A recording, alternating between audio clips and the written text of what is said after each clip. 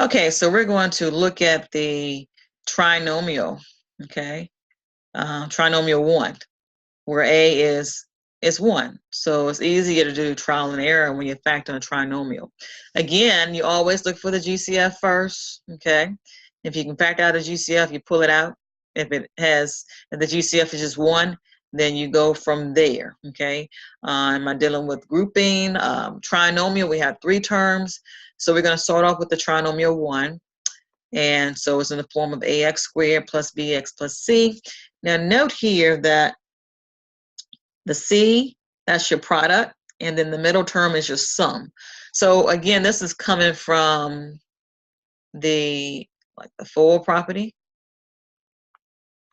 where the O and the I is the middle. And we'll do that as a check. And so we have the first and the last, okay?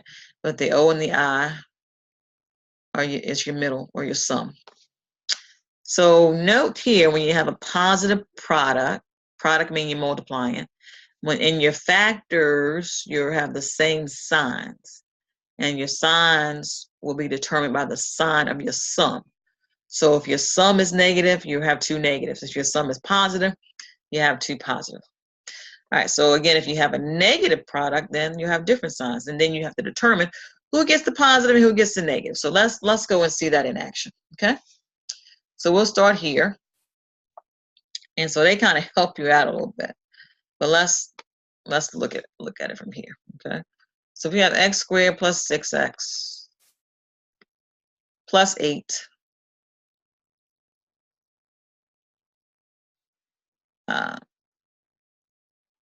and so we don't have a GCF other than 1, okay?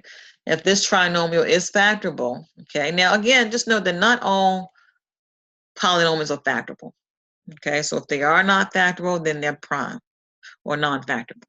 All right, so here, we don't have a GCF other than 1. If it's factorable, it's going to factor into 2 binomials. So we write the 2 binomials. Now, note here, the x squared is the first term. So we split that up, and we notice this is a 1 here. This is trinomial is 1. So we'll split x squared to x and x. So now I just need to fill in the second boxes, okay? So that comes from the 8, okay? So I want to find a combination of 8 that's going to give me a middle term of 6. Now note here that this product is positive. So positive product means same sign. So in this case, since the sum is positive, then everything will be positive here, okay? So because the signs will be the same. So if you see everything is positive, then everything is going to be positive here. So combinations of 8, I start here. You probably can look at it and tell what combination of 8 that will give you a 6. But I start here, product. So I'll start 1 times 8. And then I go down the list. 2 will go into 8 4 times. And then this is it. Thank goodness we have a small list. And so can I get a 6 from either combination? Yes. So I get 2 and 4. So 2 and 4, doesn't matter which one. This is your factor, but let's just see. We can see that x times x is x squared. We can see that positive 2 times positive 4 is positive 8. But what we can't see is the sum. So again, that comes from the inner loop and the outer loop. Okay, so the inner and the outer. Call those just smiles. It's like your smile. Inner, small, smile, big smile. So inner, so that gives you 2x, and the outer gives you 4x.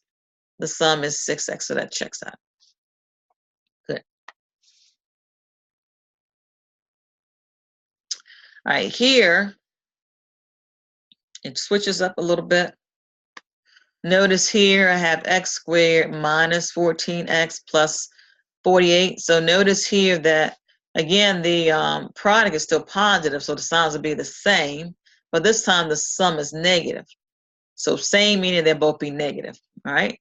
So we still have x squared. So x squared will split up to x and x for the first term.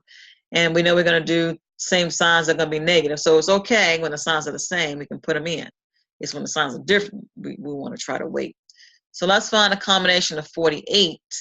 We're trying to get a sum of negative 14.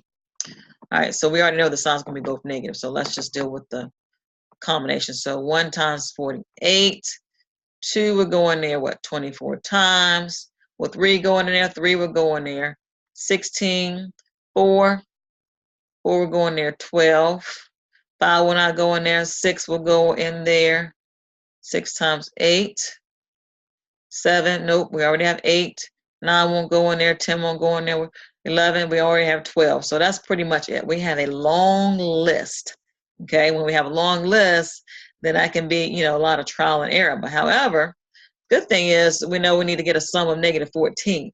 So the signs are going to be the same. So we're just adding, right? So that won't work. That won't work. That won't work. 4 and 12 will not work. Okay, but 6 and 8 will. Okay, so a negative 6 and a negative 8 will give me a negative 14. So that works. And then you can do, you know, can check your inner and the outer. This is negative 6x. X and negative 8 is negative 8x.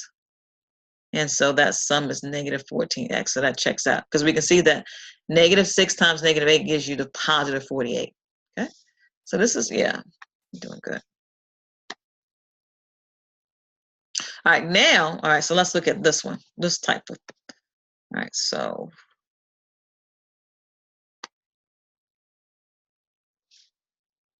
All right, so when we have x squared minus x minus 20, now notice here, this product is negative. So different signs. Different signs. So I mean, you're gonna have a positive and negative, but we don't know who gets it, okay? So now let's do, and again, we've already looking for GCF. There's no GCF other than 1, okay? We'll get to the combination, but you really have to continue, you know, constantly look for a GCF just in case there is one.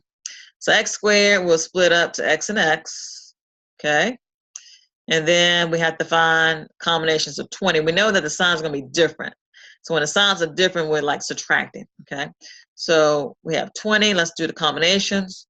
Product combinations, so 1 and 20, 2 and 10, 4 and 5. So we only have 3 combinations. And so we need to get a middle term of negative 1. So when we have a negative 1, that means that the numbers have to be like back to back, okay? And so here, 4 and 5 will work. To get a negative, then that means the 5 has to be negative and the 4 has to be positive, okay? And so we have, let's do the inner and the outer loop.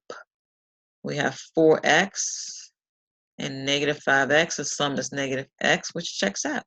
So my factors of x plus 4 and x minus 5. So this, you did a combination, well, a scenario of each one. Pretty much here is similar, except for the sum is positive. So you just have to be careful with the trial and error, that kind of thing. And so this is what you're doing. So this is the trinomials 1. Okay. And so 1 through, let's see, 20. Okay, even if it has the, okay, so 1 through 24, even if it has the, you notice it has a g squared at the end, what happens is it just splits that g at the end on you. All right, let me just look. Yeah, so that's what they're doing, 25. All right, and now this is the combination one. So now we've done the trinomials 1, okay? And so hopefully you can have practice with doing